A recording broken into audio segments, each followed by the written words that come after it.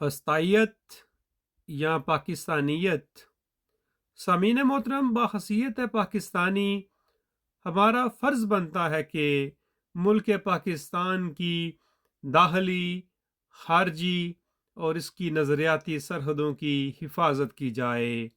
1947 سے لے کر آج تک بڑے بڑے لیڈران کو گرفتار کیا گیا۔ اس میں کوئی شک نہیں کہ عمران خان کے خلاف اندرونی اور بیرونی قوتیں سرگرم عمل ہیں، لیکن اس کا یہ مطلب ہرگز نہیں کہ کراچی سے کشمیر تک پاکستان کو آگ لگا دی جائے، ملکی املاک کو نقصان پہنچایا جائے۔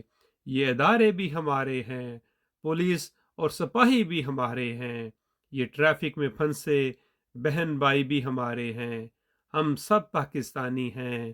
مسئلہ راولپنڈی کی چند کنال اراضی میں بیٹھے بدبودار دلالوں کا ہے تو وہاں جائیں اور اپنا بھرپور طریقے سے احتجاج ریکارڈ کروائیں۔